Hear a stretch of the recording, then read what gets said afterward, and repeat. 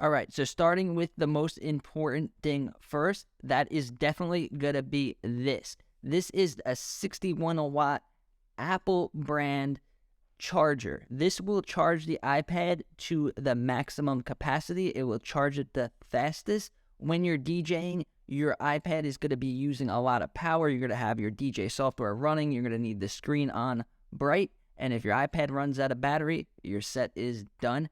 So don't go with like a cheap gas station charger or something you got at 7-Eleven. Go with the Apple branded certified one that's at least 40 watts. This is 61 watts. The iPad Pros, they could charge, I'm pretty sure it's 40 watts is the max, but having extra power will not damage the iPad. So I use this one. This is the one that came with one of my MacBooks, and it is the best charger you could get for the iPad. It has a nice long double USB-C cord, and this is the one I would use. It's the most important thing if you're DJing with the iPad. Coming in next is going to be a way to plug in your controller. So you're going to need adapters.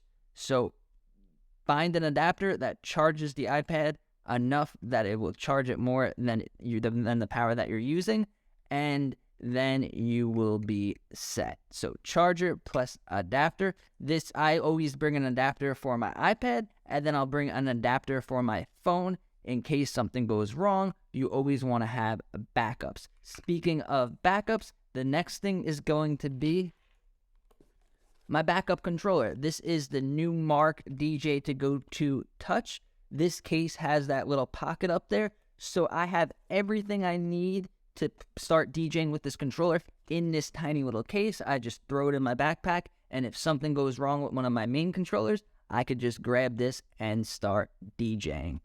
All right, moving on. The next thing, this is something that most people probably wouldn't think about, but I find it to be really important, and that is a Bluetooth mouse. So with the Bluetooth mouse, you could connect it to your iPad, and you could control the DJ Pro AI app or any other thing on your iPad with a mouse instead of touching the screen and moving the screen and possibly knocking over your iPad. This will give you so much more functionality. It'll unlock the whole power of the iPad, and you could keep it right next to your controller, so you could be DJing on the controller, and if you have to do something on the screen, you could just move the mouse and then use the mouse that way. It is an extension of your controller. I don't think a lot of DJs use it, but I think anyone that's DJing with an iPad should have a good quality Bluetooth mouse to add to their setup. It really helps. All right, moving on. Next thing is going to be this contraption. Now, I don't even think you could get this exact one on Amazon, but I think I got it from like CVS or Rite Aid, like in the As Seen on TV. This is a portable standing desk. So it unfolds like this, and it unfolds like this. And there we go.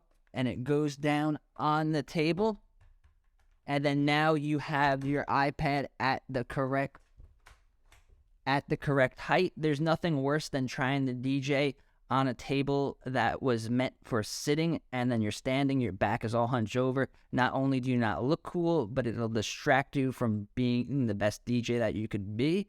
So very simple. It was like $30. I put my controller on there, and then I put my iPad on there, and then you are right at the exact height that you want to be. It even has a built-in fan to, if you want to cool off, meant to cool off like a laptop or something. I don't use the fan, but if you're worried about your iPad or your controller getting too hot, then the fan works really good. I've tried so many different things, and it's always been a problem getting the controller to the right height. A good substitute is, if you forgot to bring something like that, is if you're DJing at a bar or at a restaurant, you could go to the back, like where the kitchen is, and then they'll have milk crates that they leave outside for the beverage companies to pick up. Just take one or two of those milk crates, and then you could stack your controller on top of it, put like a sheet over it, and that is a great free solution. But sometimes there are no milk crates, so I found that I just carry this in my backpack, and they're ready to set up ready to go, and it has worked great for me. All right, the next thing is going to be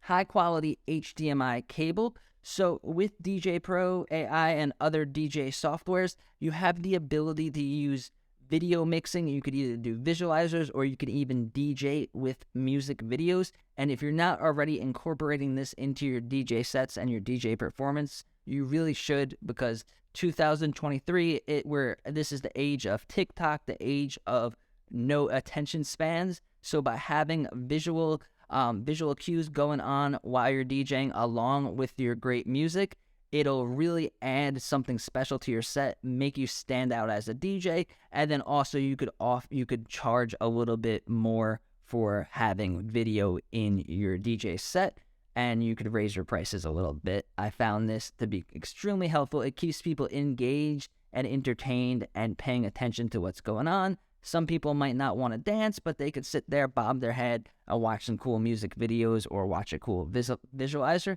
And then that is going to be tied in to my next thing, and that is this. This is a Kodak mini projector. So you just plug in the HDMI back here, and it's not the brightest in the world, but if you're DJing in like a club or a bar or someplace where there's limited light, then this will be able to display your either music videos or your visualizers. Usually I'll set up my DJ booth, and then I'll have this pointing like above me, behind and above me, so that everyone, they're looking at me, and then also they could look at it's like having a movie theater. This thing is really awesome.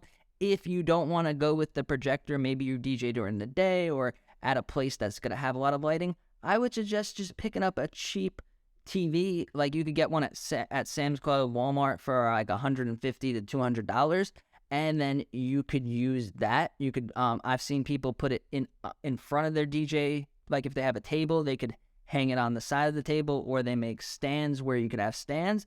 Or also, if you do your research and before you go to the gig, and you have your HDMI cable, a lot of places, like if it's a sports bar or a place that has TV, if you ask them nicely, they'll let you plug in your HDMI into their TV, and then you'll have their TV playing your stuff. Some restaurants even have like 10 TVs that are all hooked up together, so it's really cool if you do that.